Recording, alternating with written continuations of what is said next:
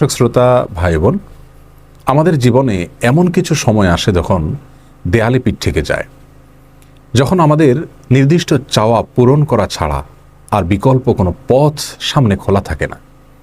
এ ধরনের পরিস্থিতিতে আল্লাহ রাব্বুল আলামিনের কাছে আমাদের মনের একান্ত কামনা বাসনাগুলোকে পূরণ করবার জন্য একটি বিশেষ পথ বাতলেছেন আমাদেরকে প্রিয় নবী সাল্লাল্লাহু আলাইহি ওয়াসাল্লাম, আর সেটি হলো ইসমে আযম। ইসমে আযম মানে হলো মহান নাম। আল্লাহ রাব্বুল আলামিনের এই ইসমে আযম তথা মহান নামের মাধ্যমে কোনো কিছু চাওয়া হলে তিনি সেটা পূরণ করেন। এই নামের মাধ্যমে আল্লাহকে ডাকা হলে তিনি সেটাকে সাড়া দেন। এ মর্মে নবী আলাইহিস সালামের অনেকগুলো হাদিস রয়েছে।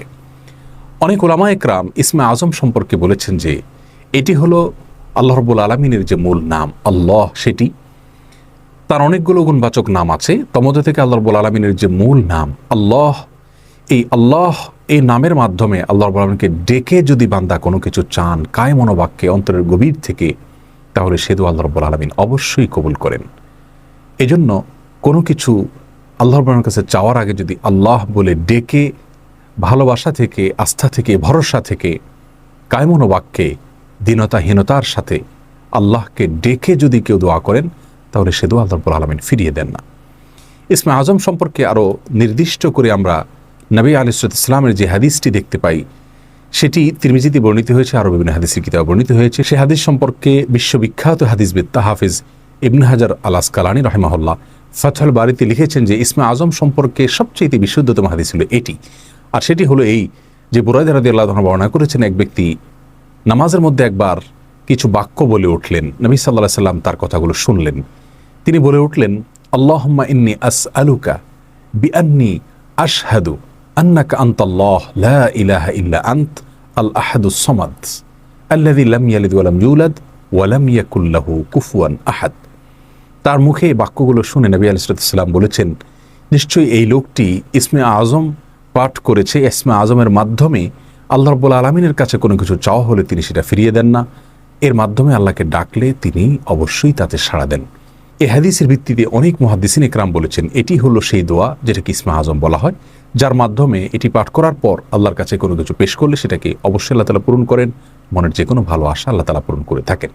দোয়াটি আবারও বলছি, আল্লাহুম্মা ইন্নী আসআলুকা বিআন্নী আশহাদু আন্নাকা আনতাল্লাহ লা ইলাহা ইল্লা আনত আল আহাদুস সামাদ আল্লাযী লাম ইয়ালিদ ওয়া লাম ইউলাদ ওয়া লাম ইয়াকুল লাহু কুফুয়ান আহাদ। যার অর্থ হলো, হে আল্লাহ, আমি আপনার কাছে প্রার্থনা করছি এই মর্মে যে, এই জন্য যে, এই ভিত্তিতে যে আমি সাক্ষ্য দেই আপনি আল্লাহ, আপনি ছাড়া সত্যিকারের কোনো মাবুদ নেই, আপনি কারোর মুখাপেক্ষী নন, আপনি একক, এবং আপনি কাউকে জন্ম দেননি, আপনাকেও কেউ জন্ম দেয়নি, এবং আপনার সমকক্ষ আর কেউ হতে পারে না। এই বাক্যগুলো পাঠ করে আল্লাহ রাব্বুল আলামিনের কাছে কোনো চাওয়া পেশ করলে তিনি অবশ্যই সেটি পূরণ করেন। কেউ যদি অত্যন্ত সংক্ষেপে ইসমে আযমের মাধ্যমে দোয়া করতে চান, তাহলে তিনি আল্লাহ রাব্বুল আলামিনের প্রতি আন্তরিকতা, ভালোবাসা, শ্রদ্ধা, বিশ্বাস, ভক্তি এবং ভরসা রেখে আল্লাহকে ডেকে ডেকে মায়ার সাথে, মমতার সাথে আল্লাহর অনুগ্রহগুলোর কথা স্মরণ করে আল্লাহকে ডেকে ডেকে তার মনের চাওয়াগুলো পূরণ করবেন। এটা হবে ইসমে আযমের সবচেয়ে ছোট ভার্সন।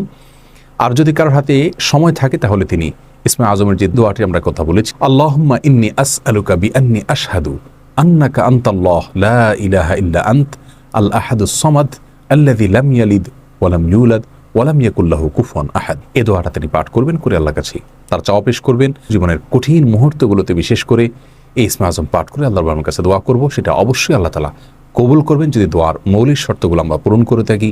হালাল বক্ষণ করা, কায় মনোবাক্যে দোয়া করা এবং দোয়ার ক্ষেত্রে আন্তরিকতা এবং ঐকান্তিকতা থাকা, এই বিষয়গুলোকে যদি খেয়াল করে আমরা দোয়া করি, ইনশাআল্লাহ বিইذনিল্লাহ আল্লাহ তাআলা আমাদের সে দোয়া পূরণ করবেন।